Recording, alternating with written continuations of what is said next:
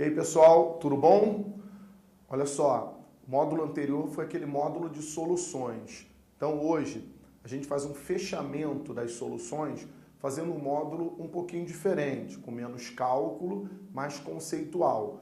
É o módulo das propriedades coligativas.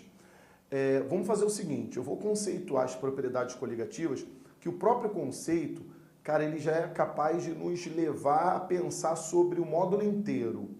O que são as propriedades coligativas? As propriedades coligativas são certas propriedades físicas do solvente, portanto, por exemplo, da água, se as soluções forem aquosas, tá bom? Que se modificam em função da presença do soluto.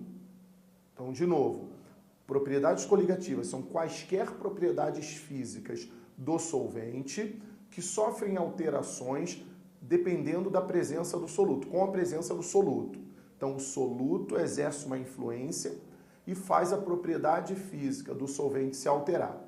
Então, são 4 propriedades coligativas. Eu vou falar de uma delas, que é a mais famosa, mais conhecida, e você vai entender.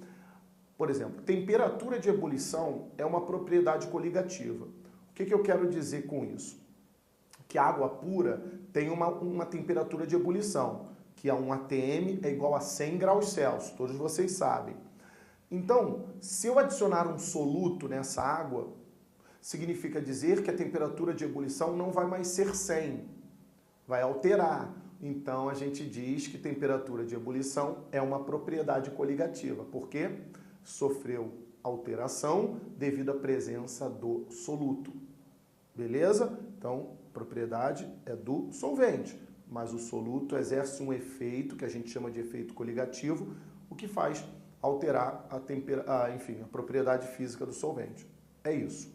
Das 4 propriedades coligativas, uma delas, quimicamente falando, ela é que menos se conceitua, porque o conceito é físico.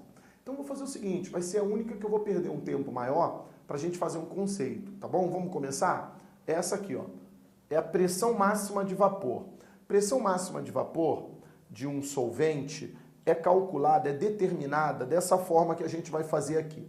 Eu fiz aqui o experimento, acompanha, por favor, o experimento. Ele constitui no seguinte, é um recipiente, e esse recipiente contém mercúrio. Mercúrio, para quem não lembra, é o único metal líquido que existe. Então aqui tem mercúrio, tá?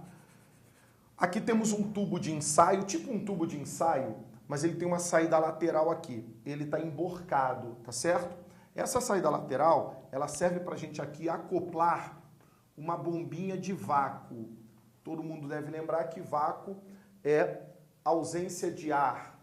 Ausência de ar obtida pela sucção daquele ambiente. Então, a bombinha de vácuo nada mais é que uma bombinha de sucção, que vai tirando o ar aqui de dentro. E, obviamente, se você tira o ar do ambiente, você diminui consideravelmente a pressão no interior daquele ambiente ali, porque o ar exerce a pressão, todo mundo sabe disso, né?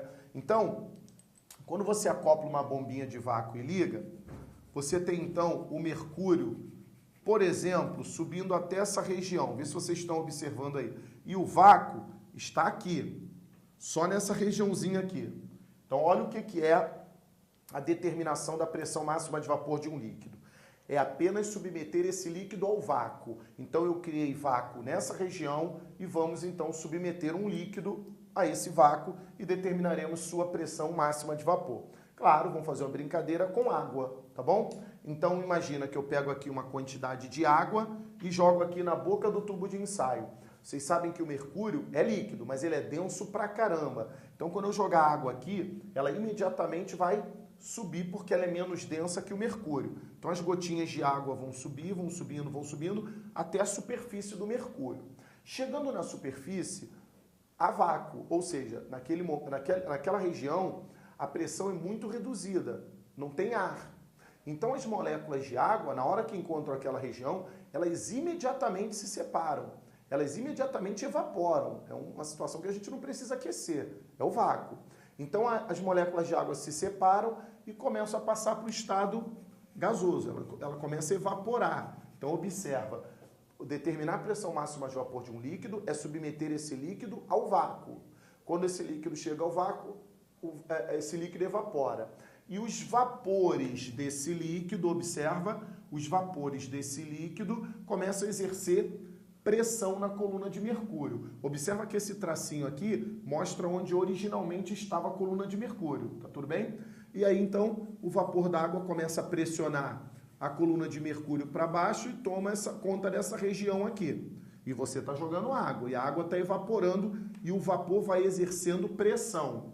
Vai ter um momento em que a água não consegue mais passar para o estado líquido. Nesse momento que a água não consegue mais passar para o estado líquido, a gente diz que foi alcançada a pressão máxima de vapor da água, beleza? E essa pressão máxima de vapor da água é justamente o que desloca da coluna de mercúrio aqui.